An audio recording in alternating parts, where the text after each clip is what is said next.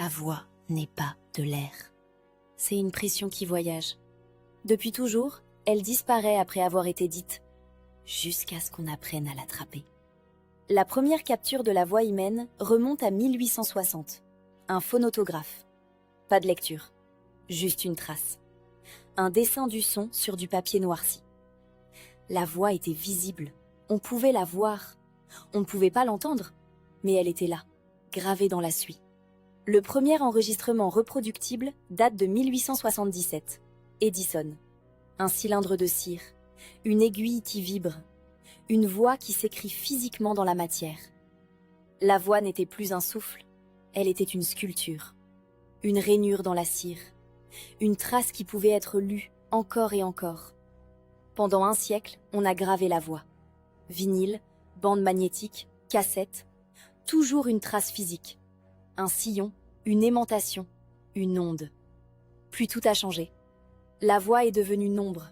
Le nombre est devenu voyageur. Ta voix peut traverser l'océan sans jamais être gravée. Comment ça marche? Ta voix est une vibration. Elle fait vibrer un micro. Une membrane tremble. Le tremblement devient courant électrique. Ce courant est une onde continue. Mais l'ordinateur ne peut pas lire le continu. Il doit le découper. 44 000 fois par seconde. Chaque découpe devient un nombre, une valeur. La hauteur, l'intensité, le timbre. Tout est mesuré, tout est chiffré. La voix meurt. Ce qui était toi, ta respiration, ton accent, ton hésitation, devient une suite de chiffres, une colonne de données, froide, mathématique, sans âme. Ces chiffres voyagent, pas dans l'air, dans des câbles, des faisceaux de lumière, sous les océans, à travers les continents, en une fraction de seconde. Arrivé de l'autre côté, la colonne de nombres est lue. Chaque nombre redevient tension. La tension redevient vibration. La vibration redevient ta voix. L'auditeur ne sait pas. Il entend ta voix. Il ne sait pas qu'elle a été découpée, mesurée, compressée, transportée, reconstruite. Il entend toi.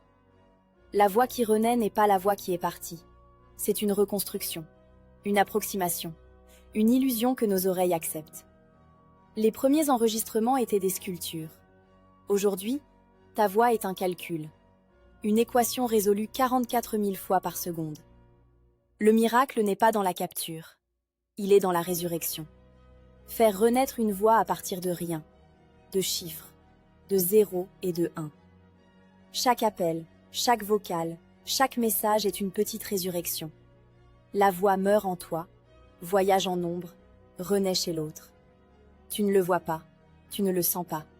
Tu parles, l'autre entend. Entre les deux, une machine a tué ta voix et l'a ramenée à la vie. La prochaine fois que tu envoies un vocal, souviens-toi, ta voix est morte pour renaître, des milliers de fois, sans jamais le savoir.